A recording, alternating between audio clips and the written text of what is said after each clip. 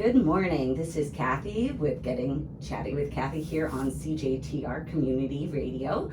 Today we have the lovely boss in the house. We have Neil Adams, and he is going to just chit-chat to us about what CJTR is, as well as we're going to dig into what makes him passionate about music and makes him tick. Thank you for having me. Thank you for agreeing to come on. So, it's been an exciting couple of months learning about the radio channel and all of the stuff that you guys do here. It's quite a cool place. Like, it's very Radio's a big business. Radio is a lot to get in your head all at once. How everything works, how all of this technology works, how the federal government works, how the regulatory parts work, how to sell, how to fundraise. It's a lot. It's a lot true. of moving parts. And as like just a listener, my whole 40 some years of existence, I never thought about all of that. I just thought it was like Joe comes into there, they walk away, and at the end of the day, it's just an easy like nobody's really regulating it or anything. And then and I get the point though. You kind of don't want some things on the radio when your kids are doing it. They are listening all the time. Any case, so are you here from Regina? Tell me your background. What got you into volunteering here, or not even volunteering, actually taking on such an enormous thing as an actual, your livelihood is CJTR. Yeah, it has become that. Yeah. So I guess I cooked for a long time professionally. I was a professional cook, and that's a field where if you're not the boss, you're the second guy, and you make a quarter of what the boss makes. So I didn't have the skills to go all the way with it, so I needed to get out. Also, my knees were starting to fall apart. So okay, let's back up though. When you say you were a cook, were you cooking here in the city? Yeah, I've lived here my whole life. Whole life? I've lived here my whole life. I've cooked fine dining, cafeterias. I cooked at a daycare for a couple of years. That was the best one, actually. That was the coolest. Pretty cute kids usually. Oh, yeah, absolutely. I cooked at the university, and yeah, every kind of dining I have. Interesting. And what's your favorite? I really liked the daycare. I really did enjoy the daycare. Feeding 30 kids 3 times a day was. And healthy food too, usually. Yes. They're not ordering French fries. The Canada Food Guide is your friend. The Canada Food Guide is your friend. So, tell me, that food guide, is it a circle, not a triangle? It is a triangle. it is I still don't a triangle. remember anymore. It's changed so many times. Okay, so you were cooking, and then you're like, man, this isn't my jam anymore. Yeah. And so CJTR was around at that point. It was. It's funny, actually. I applied for a show on CJTR back in about 2002, I think, and was flatly rejected. So I sort of tuned it out for a while, and I was in the punk scene, so it was always around, and it was always in, people were listening in their cars, and my friends had shows and all that stuff.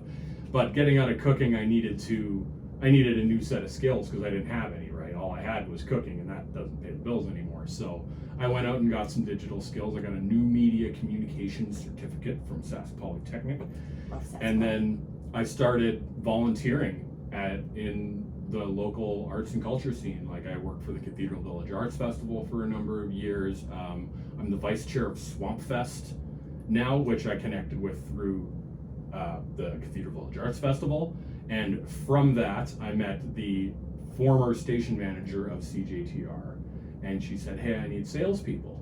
So I started doing sales for the station, and then she moved on, and I filled that gap, and that's how I got here. So, really volunteering in the arts and culture sector is a good way to get started. And probably brought you a lot of joy while you were doing it. Absolutely, and it's hard work too. You're not going to get paid, and you're going to break your back for this.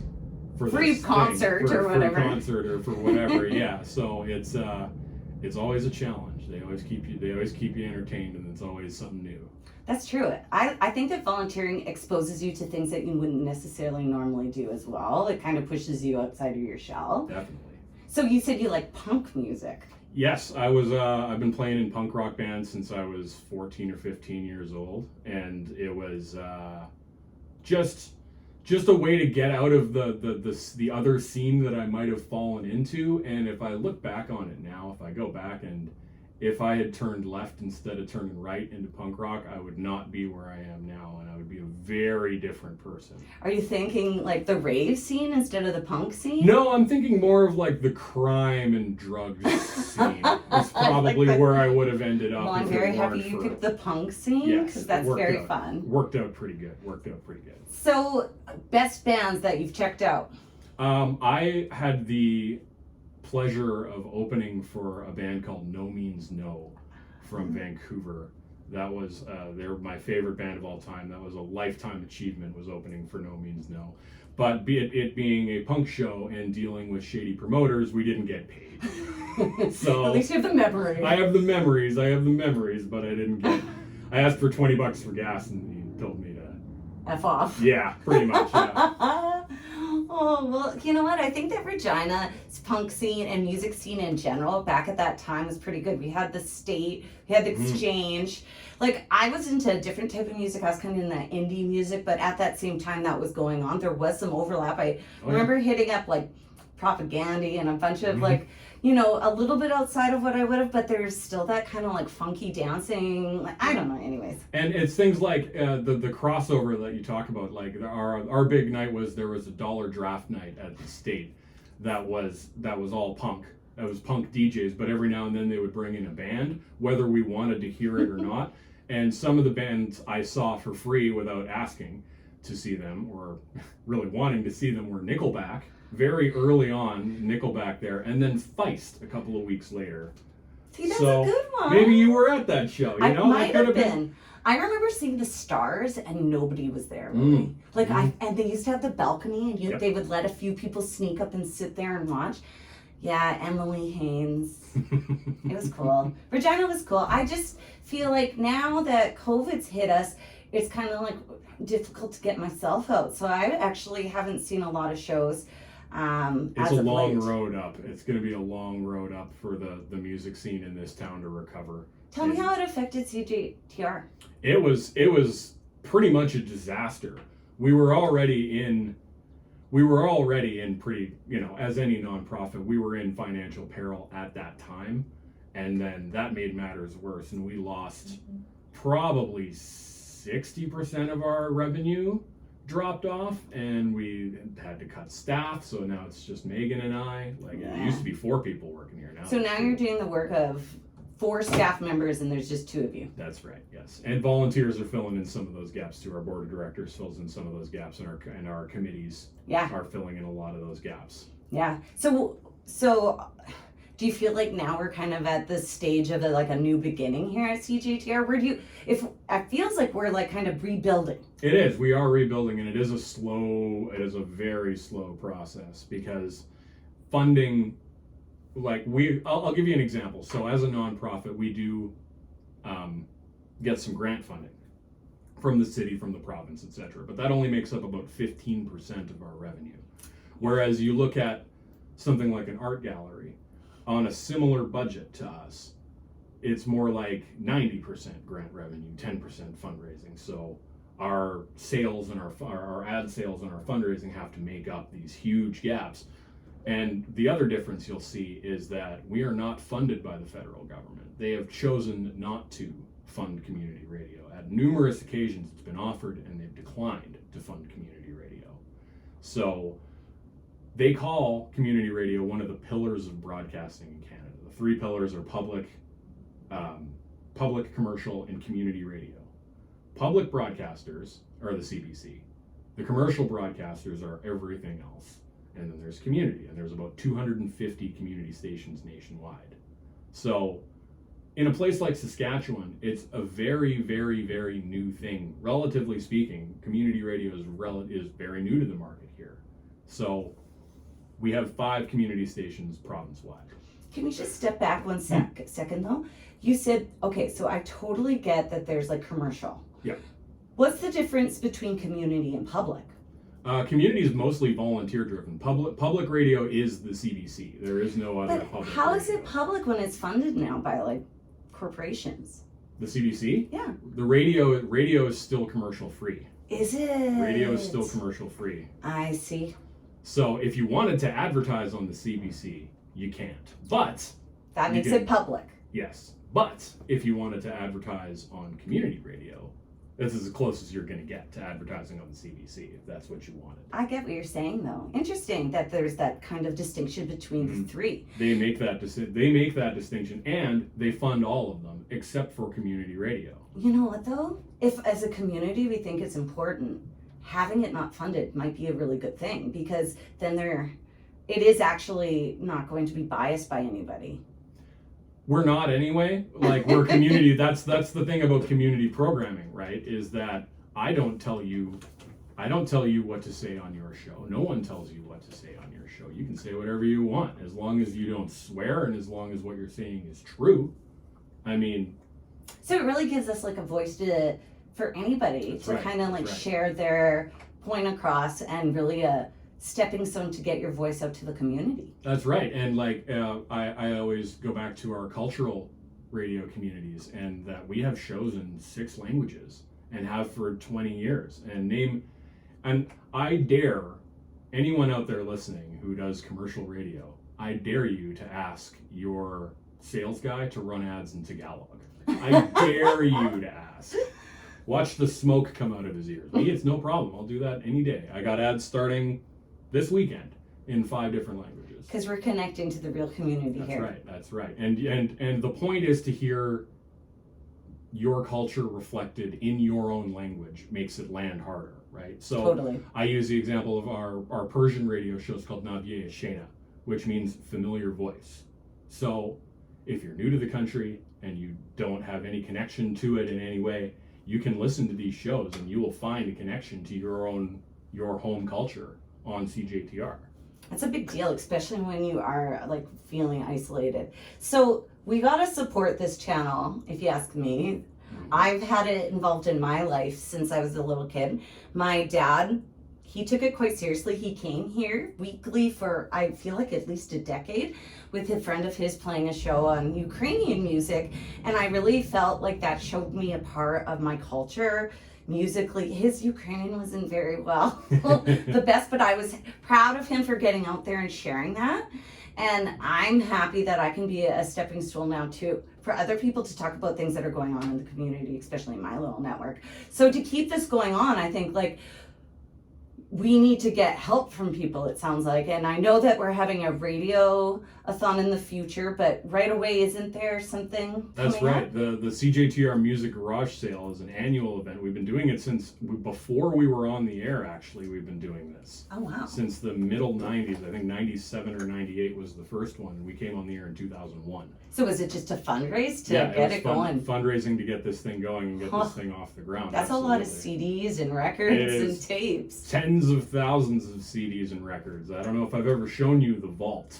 We have a bank vault here at the station because this used to be, I guess, the payroll office. It's a beautiful old building. I'd love to see It is. inside the walls. And but the vault has tens of thousands of LPs and CDs in it, and we drag them all out to various venues and sell them for $2 a piece.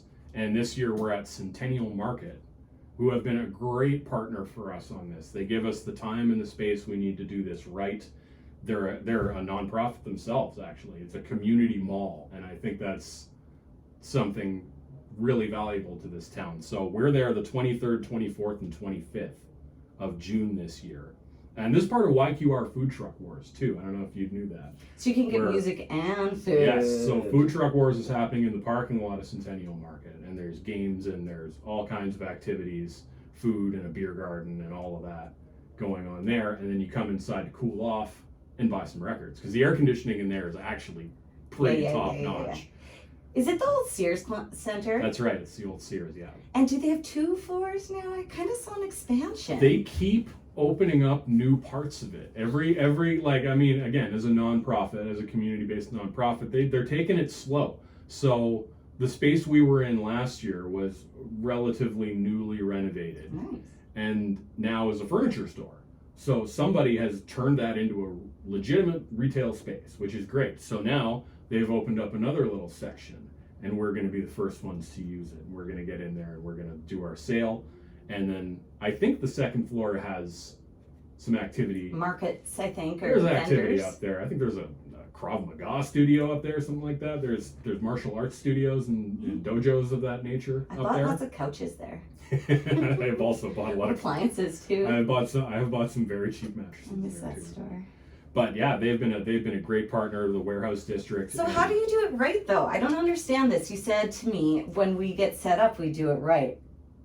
We do it right by getting the time to sort everything is critical, because right now there's 100 boxes and 100 totes full of CDs in there, and once we get them into the space, we got to sort that stuff. So like, I'm not going to make you look through 10,000. If you want that Manhattan transfer record from the 70s, like, you'll be able to easily find it in the jazz section. It's like getting our genres sorted and getting make it into a record store. Yes, make this place into a record store a week at a time, in a week. Wow. So it works out really good.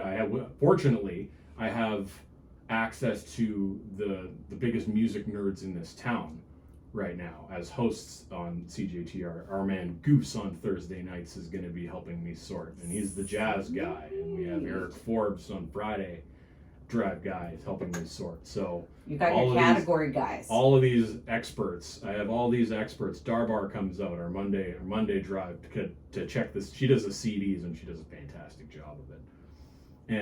But yeah, that's the key, is getting this stuff sorted and presented properly for sale. So people can find what they want. People can find what they're looking for. Now, those CDs, records, is there tapes? There are tapes. I don't know why we still drag them out. Nobody ever buys them. But I know, like, local musicians are making tapes again. Seriously? Yes, locals are making tapes. That's cool. And they're, like, basically bootlegging their own music to a point. And then where do they play it? It's a collectible. It's something of a collectible item, I think. It's like a fundraiser, It's like we did our membership drive and we gave out a button, right? Whereas you can buy a $5 cassette tape to support your favorite local band. That's and awesome. If you have a tape deck, you can listen to it. But if you don't, it's a cool thing to have. So I'm hoping that somebody comes and buys up my entire collection just for parts. That would be fabulous. That's the idea, is to get rid of the cases and they can have the cases. Oh, I get it. I unloaded all the 8-tracks. I unloaded all the 8-tracks onto Taryn Cochran. He's the CBC music guy. He's a man about town. He's been around the scene for a long, long time. But he went a little crazy on 8-tracks, so he cleaned me out, which I'm grateful. I don't know if that's a bad thing. I don't want him. He can have him. If he's got an obsession with 8-tracks, I'm happy to support it. And if you have an obsession with records, I'm happy to support that too.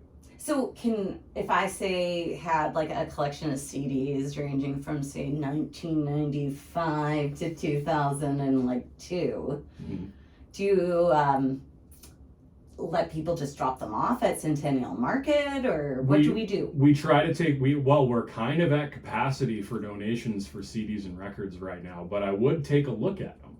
I would take a look at them, because it's like, I'm sorry, but I have 8 copies of Dance Mix 96, and I have the entire Big Shiny Tunes catalog several times over. I think I must have 15 copies of Paul Simon's Graceland just kicking around there. That's a double CD, I think. No, that's a single. The record's a double, and I have a couple of those too. That's a good one. I played that lot. I have every format available for every Paul Simon album, if you ever wanted them. I kind of love my Paul Simon. But it's the collectors that really, because like we sold 2,000 CDs last year. It is a format that is making a comeback in a big way. Why? I don't care. It's none of my business. But seriously, I was actually, because like my partner Gus and I, when we got together, like he loved collecting music, I loved collecting music, and we collected a lot of the same stuff. So we got like doubles galore. And I was saying to Gus, like, at what point are we gonna like merge? Because we've never played them together. We've been together for over 14 years. We don't own a CD player anymore, yet we both have our stash. Because I think the world's gonna end. Right. And I'm going to need those CDs and books that I bought when I had extra money on. Right. And the way music works nowadays is you don't know whether your favorite album is going to be on Spotify or not tomorrow. It could get pulled tomorrow and then you'll never hear it again. It's true. Or what if the internet just poof? Right. Or and I mean, bands do this all the time, where they change who owns the rights to their, and you see it on television all the time too, where it's like, oh, we're moving from this service to this service, or oh, we don't want our catalog on Spotify anymore because Deezer pays 8 cents a song more. Well, and I find too when you say like play music I like, they then play you like fake versions of everything, Right. or like like I don't know, or oldies, like nothing that you've liked recently. I think they pay a different premium per song, or I don't know how it works, but I just think, geez, I wish I could listen to something with a bunch of music that I like, and then lo and behold, there are times on CJTR with like some fabulous mixes that I could play the radio to. And I think that CJTR is now electronic and it's on a ton of different mediums, right? Yes, we are. You got it there in front of you there. How you can listen. So the FM is 91.3. That's right. And we're on SaskTel Max TV on channel 806. We're on Access Communications on channel 700. We have an app, which is hit or miss on whether it works on your operating system or not. I actually don't know a whole lot about how it works, and we need some very expensive technology to fix it. I see. Or a volunteer to kind of take a look. Or a volunteer to kind of take a look at it. Someone who knows things about HTTPS secure protocols and streaming audio, things of that nature. But drop me an email if you do. Yeah, hit me up. Head over to cjtr.ca and you can also listen there. Yes. But I mean, there's a lot of ways to support CJTR, and like the garage sale is one of them, and that's our second biggest fundraiser of the year outside of Radiothon in October, which we've been doing since 2002. But I mean, advertising is the easiest way to support CJTR, and probably 70-80% of our advertisers are nonprofits, and we have nonprofit rates that are half our regular rate. Oh, wow. And when I say half of our regular rate, I mean it's more like 5% of what a commercial rate is. Right. And it's insane to market it commercially. Like when I was working at the city, I made my jaw just drop thousands and thousands of dollars. It's crazy how much money. So if I wanted to run something, give me a guesstimate for 6 weeks, 6 times a week. $245. Really? Probably about that, yeah. So if our community radio has a ton of great people like me, of course, that do these fun shows, play great music, good conversation, and then we have people listening to us, and then those advertising dollars are going to be even worth more because we have more people listening, I'm assuming. That's right. So it's actually like a circular thing that we could build this up to be like a fantastic radio station for our community. That's right. And that's the point, right? Is that like nonprofit organizations and arts organizations can't afford commercial radio. And if they can, they're signing deals that are not sustainable. It's not eating their profit margins up. Yeah, you have to get desperate, and you have to work really, really hard and like take a risk. You're taking a big risk with that kind of money. This is low risk. And it gets your word out. You're supporting the community, which I think all of us really want to do right now too. Absolutely.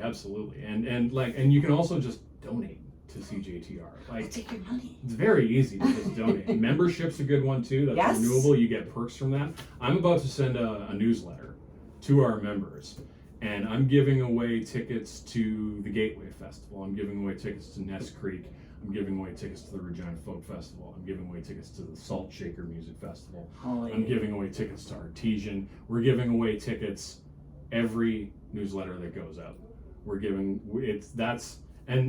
There's no other perks, this isn't a business centric model for us. This is you want to support this community, and we will give you the opportunity to be there. Yeah, we'll give you the opportunity to be there. And that's how you get a show, is through a membership, right? You get a membership, you get a show. You can get a show. And you have to apply, which was super fun for me because I was a little bit nervous about it, actually. I remember years ago thinking about it. And when I did apply, the process was seamless. You guys were super quick. And then I had hands-on help because I was really nervous about the process. Like, I have a business, like a marketing degree. Like, I don't sit in front of these things to do this sort of thing. But really, it was just, I had to lean into it a little uncomfortable, but then boom, it's fine now. And I feel like it's given a lot of the people in my network now another voice for us to talk to the community with, and I'm happy to share that seat. So I had a question though. I have kids. Summertime is coming up. That's right. I heard of some fun stuff that goes on here. Yeah, we have radio and podcasting summer camps for kids 11 to 14 that are done through a partnership with the Conservatory of Performing Arts at the University of Regina. And there's a podcasting and radio 101 camp from July 24th to 28th. And I think there are only 2 spots left. I might have to check, but there are only 2 spots left. So if you've got a talker, do you have talkers? Yeah. They never shut up. My they poor talk too much. husband. Oh boy, you never shut up. Yeah. So you get those two into a podcasting and radio camp, teach them how to use that voice. And then we have a radio play camp in August for radio drama. And all of these end with a day at the studio on the air, live.